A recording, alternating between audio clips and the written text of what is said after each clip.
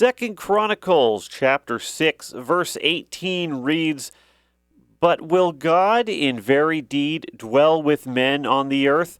Behold, heaven and the heaven of heavens cannot contain thee. How much less this house which I have built?" In context, we have Solomon discussing the fact that the Lord had inhabited the temple that had just been constructed, but he was acknowledging the fact that God was so immense and that he is so powerful that we shouldn't get the idea that he has to stay here. In fact, this is all about how God will do what he wants with his power. And they were asking, or King Solomon, was asking God to answer the prayer and to fulfill the promise that he had previously made. We see in 2 Chronicles chapter 5 the fact that this, in context, is all about the completed temple that had been built by Solomon. Originally, King David wanted to build this temple, and he was actually given the go-ahead, but then the Lord had to change their course because they'd gone to do something that was right, that was zealous, but wasn't something that he wanted them to do. It's something that he had reserved for Solomon to do after David had passed the throne on to him. We see in 2 Chronicles 5:1 it says, "Thus all the work that Solomon made for the house of the Lord was finished, and Solomon brought in all the things that David his father had dedicated, and the silver and the gold and all the instruments put he among the treasures of the house of God." And what we see that in this chapter, they're kind of dedicating the temple, they're completing it, they bring in the Ark of the Covenant, and God is pleased with this, and we see that he indwells it and demonstrates his power in doing so.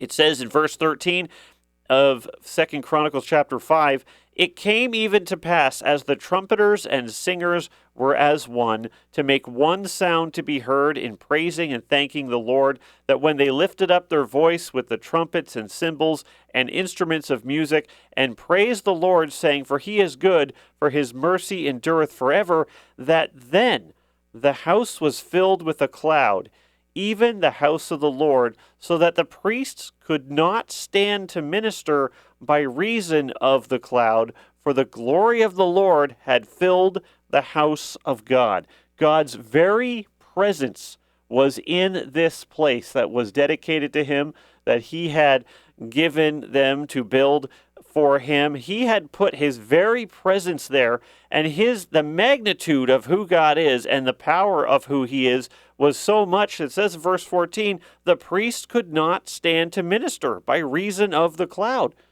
They could not physically handle the fact that God was there. He was so present, he's so powerful that they had to pull away from where God was. And in fact, we see something similar happen in the book of Revelation, chapter 15, in verse 8, with the temple in heaven.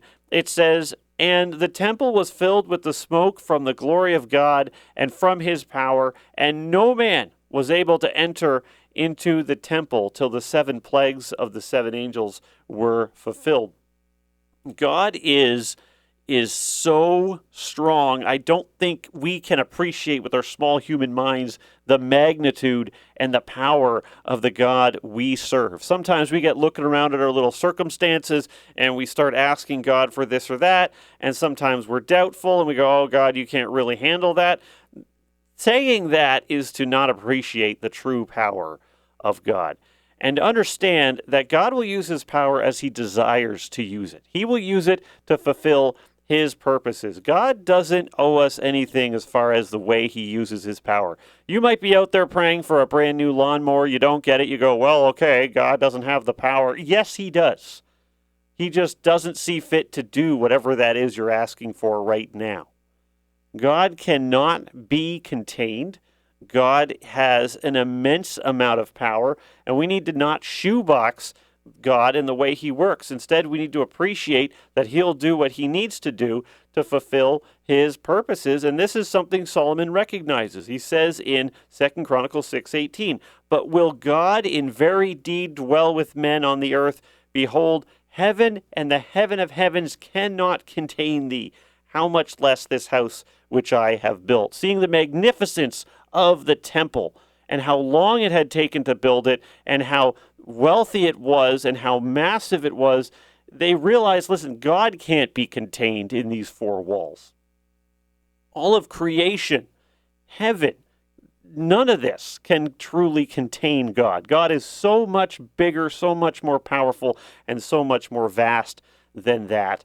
And so the prayer becomes very important in verse 19, where Solomon says, "Have respect, therefore, to the prayer of thy servant and to his supplication, O Lord my God, to hearken unto the cry and the prayer which thy servant prayeth before thee, that thine eyes may be open upon this house day and night, upon the place whereof thou hast said that thou wouldest put thy name there, to hearken unto the prayer which thy servant prayeth toward this place." He prays to God. He says, I understand your magnitude, at least as much as I can as a human. I understand that you don't owe this place anything, and this great massive structure cannot contain you because of how great and mighty you are. Therefore, I just ask that you stay focused on this place and use your power as you've promised us you would. We need to appreciate the power and the might and the greatness and the awesomeness of the God we serve and realize that he cannot be contained. He will use his power to fulfill his purpose, and he invites us to be part of that purpose.